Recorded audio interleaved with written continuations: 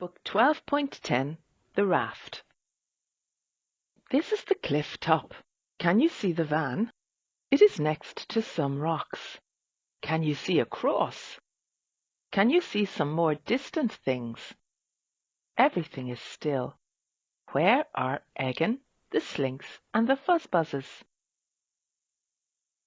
This is where they are. It is the band's very first visit to the sands. Everyone just left the van and went dashing down the cliff. Now they are having smashing fun. Can you see what they are doing? Because this is the first visit, everything is puzzling. What are things called? One of the Fuzzbuzzes goes across to Egan and asks, "What is this big blue pond called?" Egan asks the Slinks for the map, so he can read the words on it. Some of them are big words, and Egan has to do his best. At last he does it. "It's called the Atlantic Pond," he tells the little one. And from then on, that is what everyone called it. In the end, Egan tells everyone that they still have a lot to do. "Yes, Nods the Slinks. the sun is setting. We must not get stuck down at the bottom of this cliff in pitch blackness. There is a mass of things to do.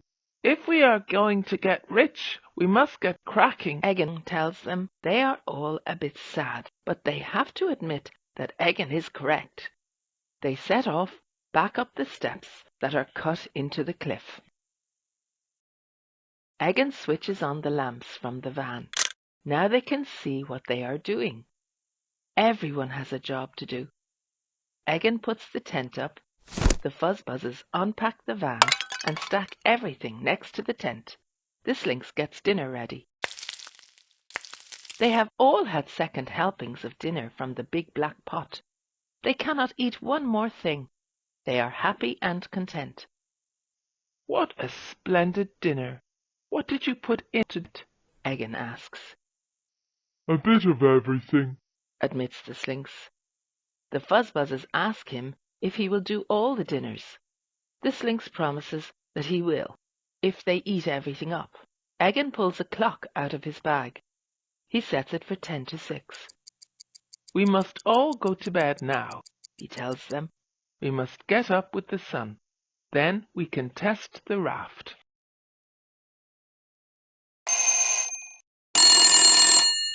Ding-a-ling-ling! What a shock! The bells on the clock have everyone jumping out of bed. But now they have had a good sleep, and they are ready to get on with the job. The Slinks goes across to the top of the cliff. He is thinking of a method or way for getting the raft to the bottom of the cliff. It is very difficult. The raft is so big. One slip and it will go tumbling down and smash to bits. It is a baffling problem. Just then Egan comes across. The Slinks asks him what he thinks. Egan thinks for a bit, but he cannot help. They sit down on the cliff top. They are in a fix. If they cannot get the raft down, they will have to give up. Now the Fuzzbuzzes come across. Egan tells them. They all sit down on the cliff top. They are in a fix. But Egan will not give up. He tells them that they must sit there until someone comes up with a practical plan for getting the raft down to the sands. They sit and sit and sit. The Fuzzbuzzes are not very good at thinking. Some of them nod off. The band are still sitting there. Everyone is glum. Not one of them can think of a plan. Then Egan jumps up. He does a little jig. He stretches out his hand. He yells out, "Can you see that?" "So what?" grunts the Slinks. "How does that help us?" Egan jumps up and down. "You are a nitwit," he yells. "The Atlantic Pond has come in. It's come across the sand and up to the cliff. All we have to do is push the raft off the cliff top. It will have a soft landing." Now the Slinks jumps up. "Brilliant!" He yells. Let's get on with it. They all rush off to get the raft. The raft is a big solid lump. It is a difficult job to get it across to the cliff top. The band have to push and pull, drag and yank, tug and lug, press and thrust to get it there. But in the end they do it. Now they can push it off the top. 1, 2, 3. Yells the Slinks. Push! At first the raft just tilts a bit. More! Yells the Slinks.